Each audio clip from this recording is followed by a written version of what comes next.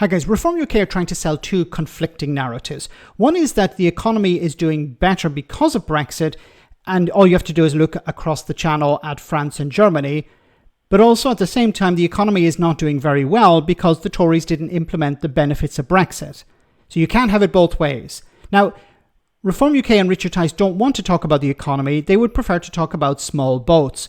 And Gemma Forte, when she appeared on this channel, called it out. And well done, Gemma. Dear old Gemma, let's just remember that Germany and France are literally in recession. They're doing even worse than the United Kingdom, and our economy is spluttering along at effectively nowhere. This is a major crisis. Sorry, Richard, I'm not going to have a word about the British economy from you. We are 40 billion down on tax receipts. Absolute twaddle. Germany's in recession, Gemma. Everybody can Google. So his response to the British economy is doing badly, his response is, but Germany.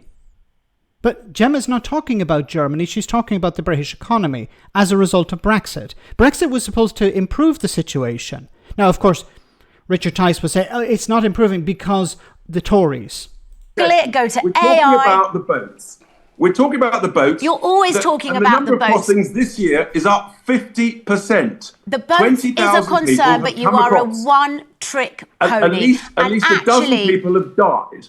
And why do you think we're leading the polls? Because we talk about the difficult stuff that the establishment don't want to talk about. That's why we're leading the establishment. The British people want the boats stopped. Yes, Richard Tice is the establishment. He's a multimillionaire.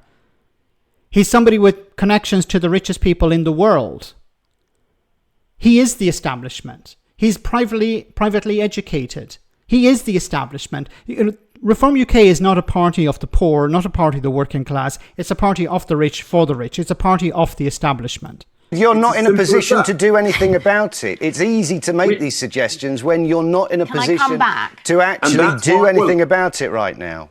Okay, Brexit has absolutely hammered this country. We're leading in the polls. We're likely to win the next general election. We've just won by an absolute landslide the May elections. We've got new polls out today showing that we're leading in Wales ahead of the May elections next year. So absolutely, in many ways, we are dictating government policy in certain areas. May I come in? We're right to talk about this.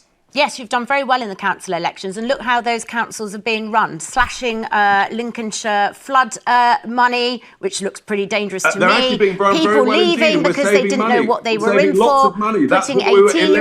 Of course, if Richard Tice is saying we're saving lots of money, no, you're cutting services. You're cutting funding for frontline services. You may say that's saving money, but that's like saying I'm not going to put petrol in my car this week because I want to save money. Yes, but then your car won't go. And the same with the councils. If you're cutting funding for the councils, you may see that as saving money, but then the councils will not be able to provide the services that they need.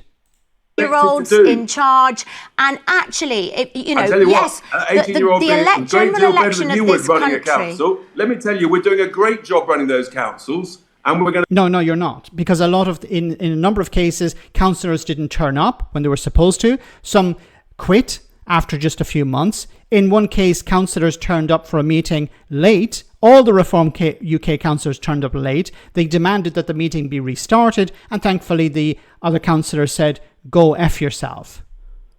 We're going to save hundreds of millions of pounds every year. That's interesting, because I've seen a lot of the constituents of Clacton wondering how they can get in touch with their MP who didn't even bother going to Parliament for the Brexit reset vote, that thing he cared about so passionately, apparently. And actually, let's let Richard come back coming on that, over Gemma. to talk about bilateral relations, the person who called him an EU fanatic and asserted that he loathes Britain. He's an EU fanatic.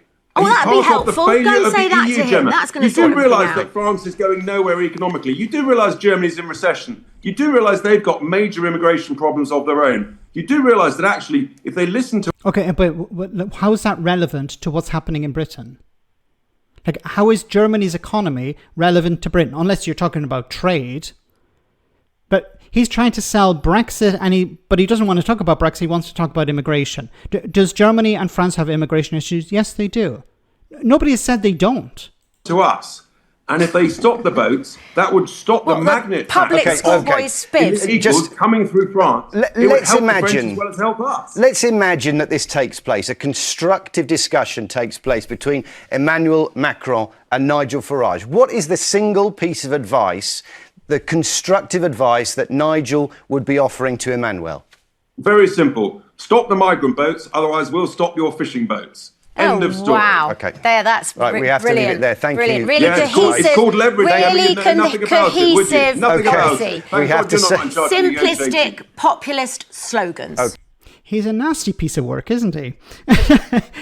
What we do is we tell Macron, stop the boats or we'll stop your boats. We'll stop your fishing boats. Okay. And as I said in another video, well, Macron would say, okay, then I'll go to the European Commission and ask them what we should do.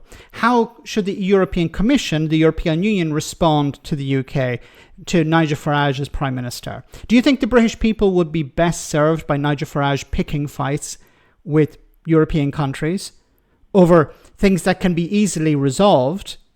If you create safe routes, then there won't be any people crossing the channel in small boats.